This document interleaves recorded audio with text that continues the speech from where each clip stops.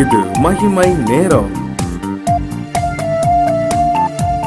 கிறிஸ்துவுக்குள் மிகவும் பிரியமான மகிமை தொலைக்காட்சி நேயர்களை, இந்த மகிமை நேரம் நிகழ்ச்சியில சந்திப்பதில் மிக மகிழ்ச்சி அடைகிறேன்.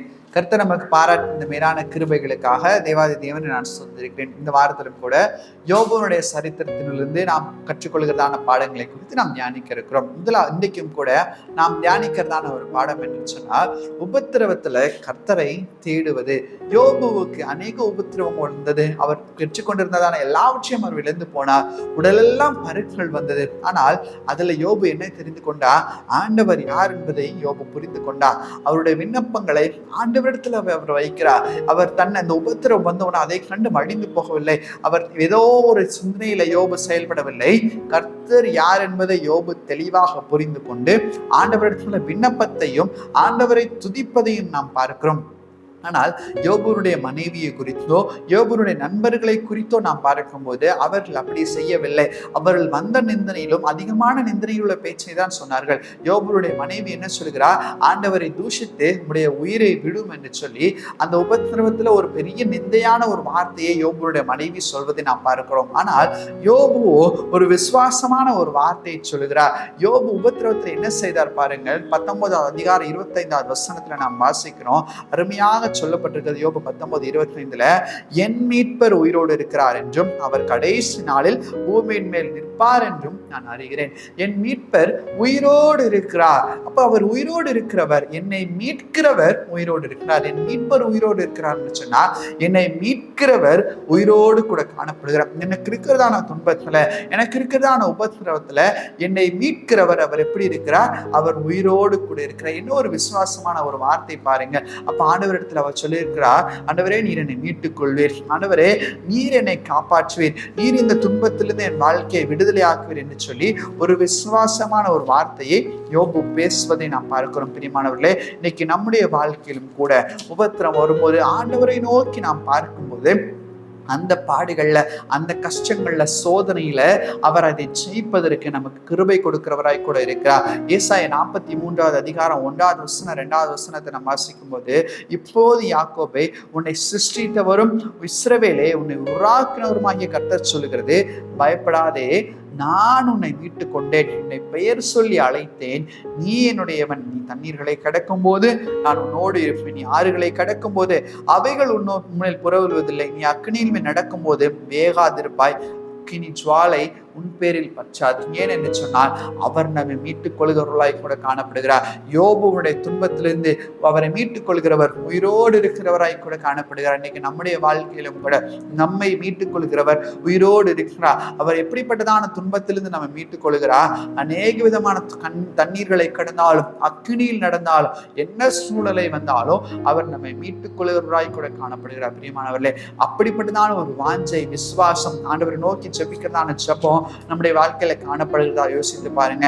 18வது சங்கீதம் 18வது வசனம் சொல்லுகிறது, என் ஆபத்து நாளில் எனக்கு எதிரிட்டு வந்தார்களோ கர்த்தரோ எனக்கு ஆதரவாய் இருந்தார். என் ஆபத்து நாளில் எனக்கு எதிரிட்டு வந்தார்கள், ஆனால் யார் எனக்கு ஆதரவாய் இருந்தார்? நான் கர்த்தரை நோக்கி கூப்பிட்ட போது அவர் எனக்கு ஆதரவாய் இருந்தார் என்று சொல்லி தன் சங்கீதக்காரனாகி தாவீது சொல்வதை நம்ம பார்க்கிறோம். இன்னைக்கு நம்முடைய வாழ்க்கையிலும் கூட நமக்கு வருகிறதான துன்பங்கள், கஷ்டங்கள், பாரங்கள் அநேகமாய் இருந்தாலும் யோபு கர்த்தரை நோக்கி பார்த்தபோது அவரை கர்த்தர் மீட்டுக் கொண்டார். விசுவாச அறிக்கையை யோபு செய்த போது அவரை கர்த்தர் மீட்டுக் கொண்டார். இன்னைக்கு நம்முடைய வாழ்க்கையில நாமும் அதே போல ஆண்டவரை நோக்கி பார்ப்போம். நாம் விசுவாச அறிக்கைகளை கர்த்தருடைய சமூகத்துல வைக்கும்போது ஆண்டவர் நம்மை மீட்டுக் கொள்ளுங்களாய் கூட நிச்சயமாய் காணப்படுகிறார். 46வது சங்கீதம் 1வது வசனம் சொல்லுகிறது, தேவன் நமக்கு அடைக்கலமும் பலனும், ஆபத்து காலத்தில் அவரே நமக்கு அனுகூலமான துணையுமானவர். இன்னைக்கு ஆபத்து வரும்போது யார் நமக்கு துணை நிற்கிறார்? மனுஷரை நம்பும் போது அந்த துணையானது வீணான துணையா இருக்கிறது. ஆனால் ஆண்டவரை நம்பும் போது ஒரு உறுதியான துணை, ஆபத்து காலத்துல அனுகூலமான துணை, ஆபத்து வரும்போது தன்னுடைய கரங்கள்ல ஏந்தி கொண்டு போகிறதான ஒரு அருமையான துணையாய் தான் நாம் கொண்டிருக்கிறோம். அப்படிப்பட்டதான் உண்மையான ஆண்டவர், ஜீவிக்கிற தேவன், பேசுகிற தேவன், நம்மோடு கூட இடைப்படுகிற தேவன். அந்த தேவனை நோக்கி நாம் பார்க்கும்போது, அந்த தெய்வத்துக்கு நேராக நம்முடைய மனதை நாம் திருப்பும் போது, யோபுவை எப்படி மீட்டுக் கொண்டாரோ அதே போல நாம் படுகிறதான பாடுகள், கவலைகள், கஷ்டங்களில் இருந்து நாம் மீட்டுக்கொள்ள அவர் சித்தமுள்ளவராய் கூட காணப்படுகிறார். ஆண்டவரே சொல்லியிருக்கிறாரு யோபுவை பார்த்து, யோபுவே நீ சொன்னது சரிதான்னு சொல்லி 42வது அதிகாரம் யோபுல நாம் வாசிக்கிறோம். யோபு பேசுனது போல நிதானமா பேசவில்லை. யோபு ஆண்டவரை குறித்து பொறுமையாய் கூட யோபு ஆண்டவரை நன்காய் அறிந்து இருந்ததுனால ஆண்டவரிடத்தில் அழகா தன்னுடைய விண்ணப்பத்தை வைத்து தான் பெற்றுக்கொண்ட இழந்த எல்லாவற்றை காட்டிலும் அதிகமான ஆசீர்வாதத்தை யோபு பெற்றுக்கொண்டதை நாம் பார்க்கணும். துன்பம் வருதா, துயரம் வருதா, அவர் நோக்கி பாடணும். துன்பத்தின் மத்தியில, துயரத்தின் மத்தியில ஆண்டவரை துதிச்சு பாடும் போது பிசாசு பாப்பம் அதை கண்டு ஓடோடி போயிடுவான். துன்பம் வந்தோடனே வீட்டுல சண்டை வந்துச்சா உடனே உட்காந்துடாதீங்க, வீட்டுல கஷ்டம் வந்துருச்சா உடனே உட்காந்துடாதீங்க, வீட்டுல கவலை வந்துச்சா உடனே உடஞ்சு போயிடாதீங்க. அந்த இடத்துல விசுவாசமா பாடுங்க, விசுவாசத்தோடு பாடுங்க. நான் தண்ணீரை கடந்தாலும் நீ என்னோடு கூட இருக்கிறீர் ஆண்டவரே, அக்கினியில் நடந்தாலும் நீ என்னோடு கூட இருக்கிற, நான் வெந்து போக மாட்டேன், நான் மடிந்து போக மாட்டேன்னு சொல்லி விசுவாசத்தோடு பாடுங்க. விசுவாசத்தோடு பாடி துதிக்கும் போது ஆண்டவர் அந்த விசுவாச வார்த்தையை அங்கீகரிக்கிறவராய் கூட காணப்படும். யோபு எப்படிப்பா, என் மீட்பர் உயிரோடு இருக்கிறார், அவர் உயிரோடு இருக்கிறார், நான் எப்படி சாவேன்னு சொல்லி ஒரு விசுவாசமான வார்த்தையை யோபு சொன்னதுனால, ஒரு ஜெபத்தை ஆண்டவருடைய சமூகத்துல வச்சதுனால அவருடைய விசுவாசம் ஒருபோதும் குறைந்து போவதில்லை. அதே போல நம்முடைய வாழ்க்கையிலும் கூட தளர்ந்து போகக்கூடாது. துன்பம், பாடு, கவலை, கஷ்டம் வரும்போது ஆண்டவருக்காக வைராக்கியமா நிக்கணும். ஆண்டவர் இன்னும் துதித்து பாடணும், இன்னும் துதித்து பாடணும். கிறிஸ்து எனக்கு ஜீவன், சாவினுக்கு ஆதாயம் சொல்லி ஆண்டவர் எனக்கு ஜீவனை கொடுக்க போகிறார், நான் இழந்த எல்லாவற்றையும் திருப்பிக் கொள்ள போகிறேன், ஆண்டவர் எனக்கு உத்தரமோ எல்லா காரியமே செய்ய சித்தமா இருக்கிறார்னு சொல்லி விசுவாசத்தோடு கூட நம்ம பாடும்போது, அவரை துதிக்கும் போது எல்லா காரியங்களும், இப்ப இருக்கிற எல்லா விதமான முரடான சூழ்நிலைகளாம் தலைகீழாய் மாறும்.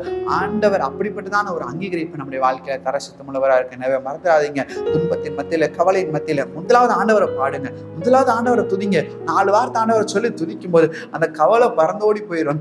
என்ன துன்பம் இருந்தாலும் அதற்கேற்றதான நன்மை நமக்கு வந்து சேரும். யோசித்து பாருங்க, Christian life it's a practical life, it is a practical book. இது தியரி புக் இல்ல, இது நம்முடைய வாழ்க்கையில அபியாசித்துக் கொள்கிறதான ஒரு வாழ்க்கையை நாம் வாழ வேண்டும், செயல்முறைப்படுத்துகிறதான ஒரு வாழ்க்கையை நாம் வாழ வேண்டும்.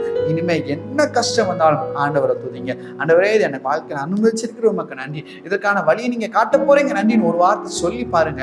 நிச்சயமாக அந்த வார்த்தைகளை கர்த்தர் அங்கீகரிக்கிறவர்களாய் கூட காணப்படுகிறார். எங்களை முடி செபிப்போமா? எங்களை நேசிக்கிறதான நல்ல பிதாவை உம்மை நோக்கி நாங்கள் பார்க்கிறோம். ஆண்டவரே, எங்களுடைய வாழ்க்கையில அப்பா துன்பத்தை, துயரத்தை நாங்கள் கண்டாலும் ஆண்டவரே அந்த இடத்துல உண்மை நாங்கள் துதித்து பாடும்போது, யோபு விசுவாசத்தோடு சொன்ன போது ஆண்டவரே யோபுனோட விசுவாசத்தை அங்கீகரித்து ஆண்டவரே நீர் மீட்டு கொண்டீர் உமக்கு நாங்கள் நன்றி செலுத்தும். இந்த வார்த்தையை கேட்டுக்கொண்டிருக்கிறதான பிள்ளைகளுடைய வாழ்க்கையில என்ன சூழல்கள், கஷ்டங்கள் வந்தாலும் விசுவாசத்துல குறையாதபடிக்கு தங்களை காத்துக் கொள்கிறவர்களாயும் ஆண்டவரே விசுவாசத்துல உண்மை துதித்து பாடுகிறவர்களாயும் துன்பத்தை ஜெயிக்கிறவர்களாயும் மாற்றுகிறதற்காக உமக்கு கோடி நன்றி செலுத்துகிறோம். அப்பா நீரே அப்படி செய்கிறதற்காக நன்றி. உமக்கே துதிக்க நம்ம மகிமை எடுக்கிறோம். இப்ப நாம் இயேசு மூலம் ஜெபிக்கிறோம். எங்கள் சபைக்கும் நல்ல பிதாவே. ஆமென், ஆமென்.